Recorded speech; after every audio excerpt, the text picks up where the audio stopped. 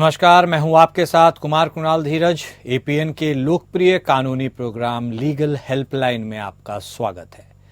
इसमें हमारे कानूनी विशेषज्ञ रोजमर्रा की जिंदगी की समस्याओं से जुड़े कानूनी मसलों पर आपकी शंकाओं का समाधान करते हैं।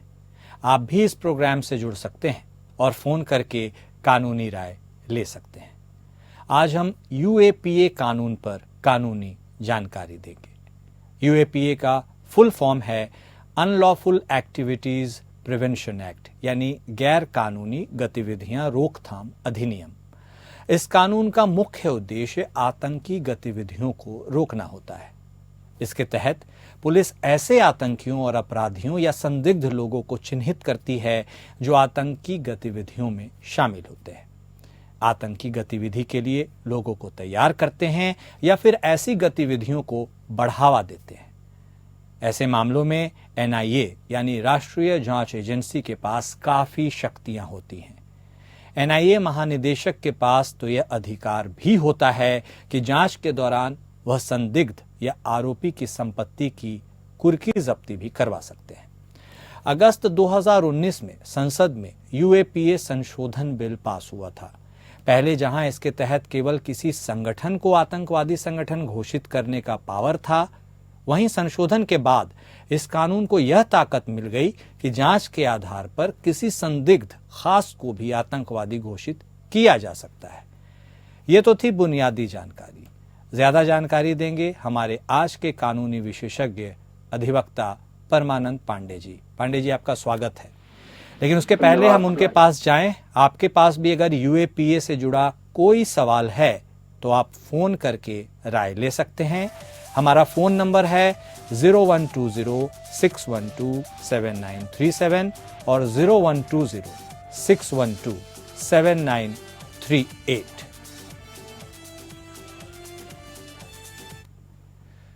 तो अब सीधे रुख करेंगे हमारे विशेष मेहमान का। परमानंद पांडे जी हमारे साथ जुड़े हुए हैं। पांडे जी, तो सबसे पहले तो आम लोगों के मन में यही ख्याल आता है कि आखिर यूएपीए, ये जो भारी भरकम शब्द हैं, इसके मायने क्या है, यानी यूएपीए अधिनियम का क्या अर्थ है? ये बात आपने ठीक कही कि भारी भरकम शब्द है जी को तो अंग्रेजी में कहते हैं कि अनलॉफुल एक्टिविटीज प्रिवेंशन एक्ट, यानी कोई ऐसी गतिविधि जो अनलॉफुल हो, जो गैर कानूनी हो, उसको रोकने का कानून, ये इसका तात्पर्य हुआ। आपको कुणाल जी ये मालूम होगा कि पहले पोटा और टाडा भी हुआ था जी, लेकिन पोटा और टाडा को बाद में खत्म कर दिया गया। खत्म ये इसलिए कर दिया गया कि अब वो उसको एक देशव्यापी कानून ये बनाया गया और उस कानून में ये रखा गया कि सारी चीजों को समाहित कर लिया गया। इस कानून में सारी अच्छाइयां हैं, लेकिन मुझे केवल व्यक्तिगत तौर पर मैं बात कर रहा हूं, मुझे केवल एक खराबी इसमें दिखती है। वो ये है कि इसमें या तो जांच ठीक ढंग से नहीं होती है या सही ढंग से उन लोगों को गिरफ्तार नहीं किया जाता है जो इसके लिए जिम्मेदार होते हैं। इसी कारण लगभग 98% एक्विटल रेट है। आपको पता है, इसमें भी 98% लोगों को छोड़ दिया जाता है, कोर्ट बरी कर देता है। ये तो इसमें या तो जांच में कोताही होती है या गलत लोगों को पकड़ा जाता है। ये एक तो मुख्य बात ये है। लेकिन अब हम आते हैं यूएपीए।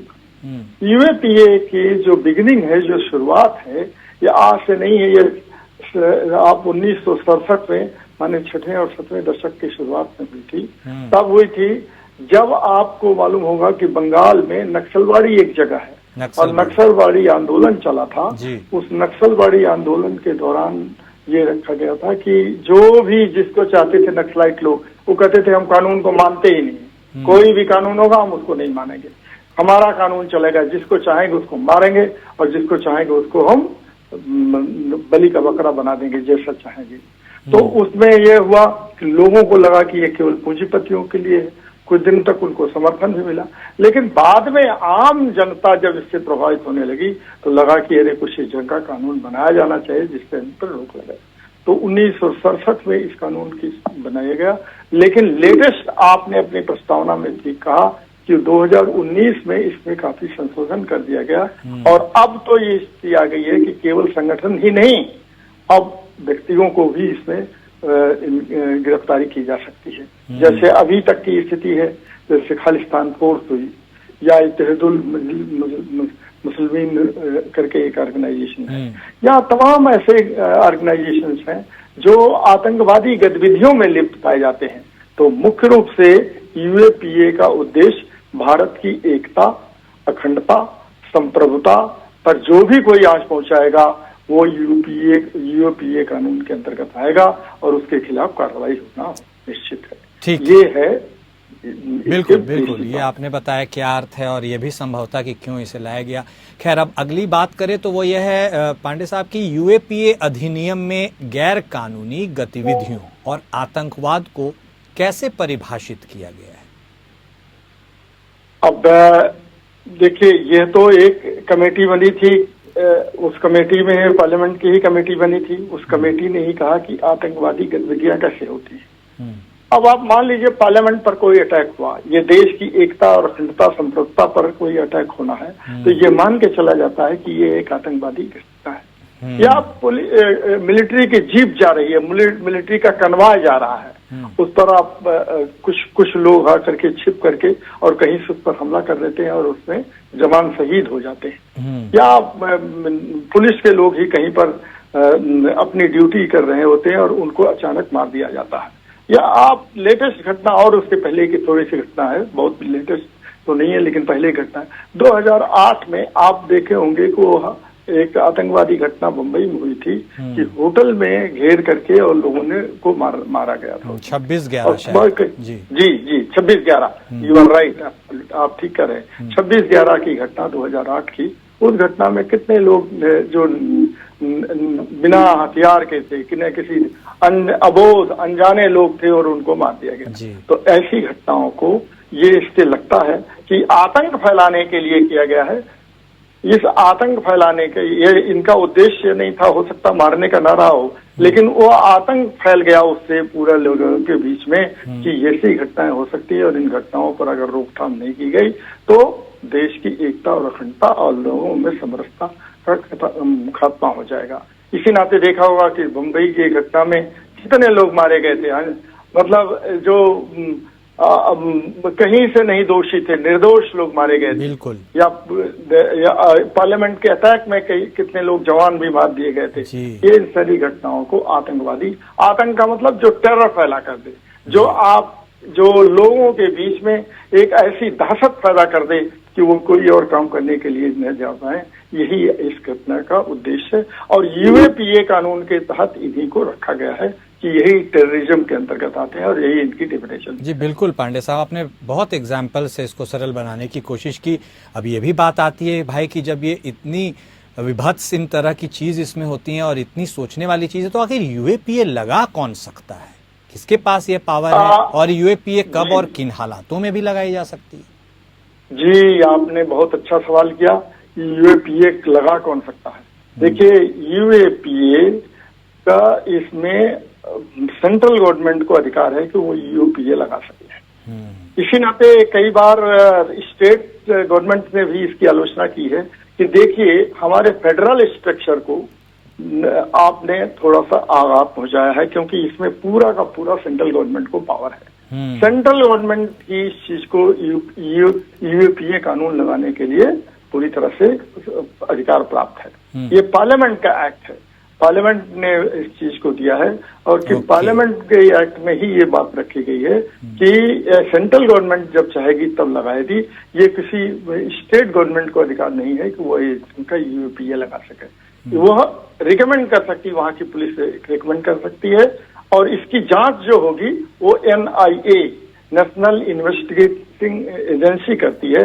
वो नेशनल इन्वेस्टिगेटिंग एजेंसी वो भी केंद्रीय सरकार के अंतर्गत आती है। तो ये मान के चलिए कि यूएपीए लगाने का अधिकार ये केवल सेंट्रल गवर्नमेंट के पास है, न कि राज्य सरकारों के पास। राज्य सरकार और राज्य सरकार की पुलिस केवल इसके लिए सब्सिडी कर सकती है, इसके लिए रिकमेंडेशन कर सकती है। ओके, अब एक और इम्पोर्टेंट क्वेश्चन ये भी आता है पांडे साहब की, यूएपीए के तहत क्या विदेशी भी कवर होते हैं, क्योंकि फॉरेनर्स भी क्या इसकी जद में आ सकते हैं? इसकी जद में फॉरेनर्स निश्चित तौर पर आ सकते हैं। अच्छा। और तो और मान लीजिए फॉरेन में काम करने वाला कोई आदमी जो भारत के हितों के खिलाफ काम करता है और उसके पता चल जाता है कि वो है, तो भारत सरकार वैसे व्यक्ति के लिए एक्स्ट्राडिशन उसको यहाँ प्रत्यापित कराने के लिए कर सकती है। और भारत में रह करके कोई विदेशी अगर इस ढंग का काम करता है तो वह यूएपीए के अंतर्गत आता है, उसके खिलाफ सीधे सीधे कार्रवाई हो सकती है। क्योंकि जैसे बहुत सारे आपने देखे होंगे, तमाम श्रीलंका में यहाँ पर रहे हैं LTTE के लोग रहे हैं, तमाम पाकिस्तानी लोग, बांग्लादेशी लोग, जो ये ढंग यहाँ पर आकर के वो आतंकवादी गतिविधियों में लिप्त पाए गए हैं, या हमारे देश के कई लोग बहुत जगहों पर गए हैं जिनको आतंकवादी गतिविधियों में लिप्त पाया गया है, वो उनके ऊपर ये यूएपीए को लागू किया जा सकता है, लागू किया गया है, लागू करने किया जा सकता नहीं, किया गया है। LTTE के खिलाफ किया गया है और कई लोगों संगठनों के खिलाफ इस ढंग की बात की गई है कि वह यहाँ पर आकर के अगर आतंकवादी गतिविधियों में लिप्त होते हैं, उनके लोग लिप्त होते हैं, तो उनके खिलाफ निश्चित तौर पर कार्रवाई की जा सकती है। बिल्कुल, तो काफी सख्त कानून है इस हिसाब से। और एक और बात निकलती है कि सेक्शन 51 की बहुत चर्चा होती है, तो पांडे साहब यूएपीए के तहत ये जो सेक्शन 51 है ये क्या कुछ होता है? देखिए साहब, एक चीज मैं यहाँ बता दूं कि यूएपीए में कुल 67 सेक्शन हैं। अच्छा। 67।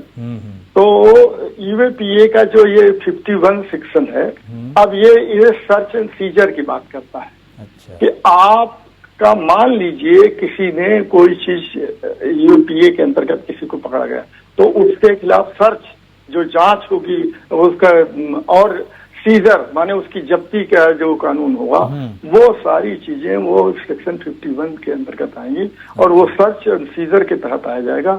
उसका हम पुलिस को पूरा अधिकार होता है कि उसकी जब्ती करे, उसकी जांच करे और जो भी कहीं उसके खिलाफ प्रमाण मिलते हो उसको इकट्ठा करे और इकट्ठा करने के बाद उसको कोर्ट में पेश करे। ठीक है, तो क्या पांडे साहब यही कुर्की जब्ती की ओर इशारा करता है?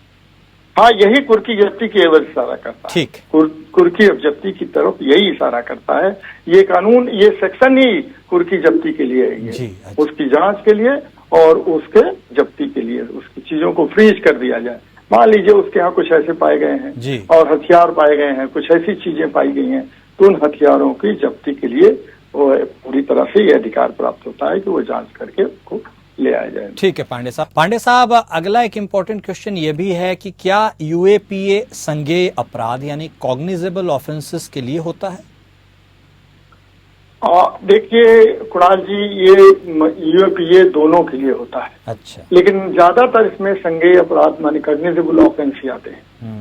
डायरेक्ट पर जाने से पहले हम लोगों ने एक चीज बात कही थी जो कि सेक्शन 51 के बारे में। सेक्शन 51 का उसमें ये भी उद्देश्य है उसका कि अगर कोई पासपोर्ट लेके और भागना चाहता है तो पासपोर्ट भी उसका जब्त किया जा सकता है। वो कुर्की और जब्ती की जो बात कह रहे थे ना, वो जब्त किया जा सकता है कि उसको आर्म लाइसेंस है उसके पास, तो उसके लाइसेंस हथियार को भी जब्त किया जा सकता है, उसके लाइसेंस को भी रद्द किया जा सकता है। अच्छा। अब यहाँ जो बात आप कह रहे हैं इस चीज को कि क्या मतलब ये जब ये रखते हैं यूएपीए में है कि कॉग्निजेबल ऑफेंस, मेन तो बात ये है कि संज्ञेय और जो नॉन कॉग्निजेबल ऑफेंस है उनको दोनों को इसमें कवर किया जाता है। लेकिन मुख्य रूप से यूएपीए का मतलब है कि वो संज्ञेय अपराध है। अच्छा। यानी किसी पर हमला हुआ और उसको मृत्यु हो गई, किसी पर हमला बंद करने की योजना बनाई गई हो,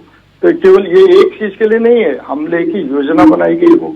अच्छा। या हमले के बारे में कोई और जानकारी मिली हो। हाँ। तो ये ढंग की स्थितियों के लिए ये संज्ञेय अपराध हुआ ना। हाँ। ये अपराध किसी को हो, मान ली संज्ञेय अपराध का मतलब कि बिना कोर्ट की परमिशन को किसी की गिरफ्तारी हो सकती है। मुख्य बात आप जान लीजिए, संज्ञेय अपराध में और कॉग्निजेबल और नॉन कॉग्निजेबल में खास तौर पर अंतर होता है कि नॉन कॉग्निजेबल ऑफेंस के लिए कोर्ट से जब परमिशन मिलती है तभी उस व्यक्ति को गिरफ्तार किया जा सकता है। अच्छा। लेकिन संज्ञेय अपराध के लिए मान लीजिए किसी का मर्डर हो गया, तो मर्डर होने के लिए क्या वो पुलिस जाएगी वहां पर कोर्ट से परमिशन लेने के लिए कि ये मर्डर हो गया है कि इसको हम ले, या किसी की डावरी में डेथ हो गई है दहेज पीड़न में, तो उसके लिए तो पुलिस को कहीं जाना नहीं पड़ेगा, पुलिस तो वहां सीधे गिरफ्तारी करेगी। तो यूएपीए में ये साफ तौर पर है कि जो संज्ञेय अपराध है वो निश्चित तौर पर ये इसके अंतर्गत आता है। कई जो असंज्ञेय अपराध हैं वो भी इसकी श्रेणी में आ जाते हैं, उसके जद में आ जाते हैं। तो वो भी कौन, पांडे साहब उसके ऊपर भी थोड़ा सा बात कर लेते हैं। तो कौन से जुर्म यूएपीए के तहत गैर संज्ञेय हैं, नॉन कॉग्निजेबल? गैर संज्ञेय जैसे चोरी हुई, हाँ, किसी ने चोरी कर दिया तो चोरी का इतना बड़ा कोई वो उसको अपने नॉन कॉग्निजेबल ऑफेंस में आ गया कि वो चोरी कर दिया, या किसी को गुड़ की धमकी दे दिया। हालांकि धमकी देना जो है ये यूएपीए के अंतर्गत आता है, तो ये किसी को धमकी दे रहा है, मान लीजिए ये ऐसा अपराध है जो आप मान सकते हैं कि नॉन कॉग्निजेबल है, लेकिन उस धमकी को यूएपीए के अंतर्गत रखा गया है। मान लीजिए किसी विटनेस को कोई धमकी देता है, गवाही देने वाले को धमकी देता है कि तुम अगर गवाही देने गए तो तुमको जान से मार डालेंगे। ये अपने आप में एक बहुत बड़ा अपराध है, और इसी अपराध ये है तो गैर संज्ञेय, ये तो नॉन कॉग्निजेबल है, लेकिन अगंभीर अपराध है, लेकिन ये यूएपीए के अंतर्गत कवर्ड होगा। ठीक है, तो अब चूंकि इतने सारे अपराध कवर हो गए, इतने सारी चीज बात कर ली, तो अब ये भी बात है कि भाई अब यूएपीए चूंकि इतना टफ है तो इसके तहत बेल की प्रक्रिया भी कुछ होती है, और अगर होती है तो क्या कुछ होती है? कुणाल जी, ये आपने ठीक कहा कि इतने अपराधों की बात हुई है, तो बेल पर भी बात हो जानी चाहिए। बेल वास्तव में यूएपीए के अंतर्गत एक समझ लीजिए कि टेढ़ी कीर है। अच्छा। बहुत मुश्किल से बेल मिलते हैं। यूएपीए में जैसे कोटा में था, पहले टाडा में था कि पुलिस के सामने किसी ने कोई बयान दिया है तो वह मजिस्ट्रेट के सामने दिए हुए बयान के बराबर माना जाता था। अच्छा। ये से ही यूएपीए में अगर पुलिस के सामने किसी ने कोई बयान दे दिया है, और एक चीज इसमें मुझे कहने में कोई संकोच नहीं है कि पुलिस किस ढंग से बयान ले सकती है, वो भारत के हर एक नागरिक को मालूम है कि किस ढंग से वो बयान ले सकती है। तो इसमें अगर पुलिस के सामने उस व्यक्ति ने जाने अनजाने में बयान दे दिया है तो उस व्यक्ति को इसका सामना करना पड़ेगा, और वो बेल उसके मिलना मुश्किल हो जाएगा। दूसरी चीज ये है कि ये कानून इतना टफ बनाया गया है, इतना कठोर कानून है कि मजिस्ट्रेट जो है, जज है, वो भी बेल देने में हिचकिचाता है और उस चीज को देखता, पूरी तरह से जांच परख कर लेता है कि क्या इस व्यक्ति के खिलाफ कोई प्रथम दृष्टया कोई केस बनता है या नहीं बनता। अगर नहीं बनता है तो आप ये मान के चलिए कि बेल मिलना नामुमकिन है, एकदम निश्चित असंभव है कि वो उसको बेल मिल जाए। और बेल नहीं मिलेगी तो आदमी समझ लीजिए कि सबसे बड़े तो वही दुर्गत हो गई कि वो बेल नहीं मिला है तो चले उठी हो गए, और मुकदमे का निपटारा होते होते कितना दिन लग जाएगा ये किसी को मालूम नहीं। इसका मतलब बिल्कुल टेढ़ी खीर है, और जो प्रिवेंशन ऑफ मनी लॉन्ड्रिंग वाला जो एक तरह से बात अभी तक चली आ रही थी उससे भी इनफैक्ट कहा जाए तो काफी हार्श है। जी, मनी लॉन्ड्रिंग के लिए भी है वो, चूंकि देशद्रोही काम में आता है, मनी लॉन्ड्रिंग में भी यूपीए लागू होता है। जी, और उसमें कि राजनीति कितनी बड़ी बड़ी हस्तियों को हमने देखा है जेल में रहते हुए। जी बिल्कुल पांडे साहब, आप बहुत इम्पोर्टेंट आपने बात कही। अब चूंकि इतना इम्पोर्टेंट ये कानून है तो उसमें कई सारे सवाल हैं। एक सवाल ये भी है कि क्या यूएपीए से जुड़ा कोई ट्रिब्यूनल है, यदि है तो इसका कार्य क्या है, कब जाया जाता है, क्या फैसले को अदालतों में चुनौती दी जा सकती है आदि, मतलब क्या कुछ उसका रोल होता है? एकदम आपने ठीक कहा, यूएपीए से जुड़े हुए ट्रिब्यूनल का गठन सेंट्रल गवर्नमेंट करती है। जब जरूरत पड़ गई कि मान लीजिए कोई ऐसी घटना हुई है, कोई ऐसी चीज आ गई, उसमें किसी की गिरफ्तारी हुई है, तो ये सीधे कोर्ट में जाएगा तो कोर्ट का मामला तो बहुत दिन तक चलता है। ट्रिब्यूनल में सेंट्रल गवर्नमेंट उस पर ट्रिब्यूनल गठित कर सकती है, और ट्रिब्यूनल में एक बात आप ठीक से देख लें, जान लें कि ट्रिब्यूनल में ये किसी छोटे मोटे अधिकारी को नहीं रखा जाता है। ये हाई कोर्ट के सिटिंग या रिटायर्ड जज को ट्रिब्यूनल का चेयरमैन बनाया जाता है, और उसके सामने एक समय सीमा तय कर दी जाती है, कितने समय सीमा के भीतर आप इसको तय करके बताएं कि क्या ये आदमी दोषी है या संस्था दोषी है। अब कई संस्थाएं तो ऐसी हैं कि जो विदेश में रहती हैं और भारत में आतंकवादी गतिविधियां चलाती हैं और लोगों की फंडिंग करती हैं, यहाँ से पैसा भी ले जाती हैं और पैसा यहाँ भेजती भी हैं। तो ऐसी चीजों के लिए एक ट्रिब्यूनल का गठन होता है, और ट्रिब्यूनल का केस को रेफर करने के लिए एनआईए कई बार रेफर कर देती है कि इनको इस केस को देखा जाए कि क्या इस केस में इनको जी। दंडित किया जा सकता है कि नहीं, या अगर कोई है इसके खिलाफ कोई नए प्रमाण मिल रहा है तो क्या किया जा सकता है। इस नाते ट्रिब्यूनल है और ट्रिब्यूनल जो है उसकी भूमिका बहुत महत्वपूर्ण हो जाती है। जी, आपने बहुत सूक्ष्म बिंदुओं को छुआ है पांडे साहब, और बहुत ही सरलता से काफ़ी दर्शकों के मन में जितने भी सवाल होते हैं उनका आपने जवाब देने की कोशिश की है। आपका बहुत धन्यवाद परमानंद पांडे साहब हमारे साथ जुड़ने के लिए और बातचीत करने के लिए। तो लीगल हेल्पलाइन में आज के लिए बस इतना ही। नमस्कार।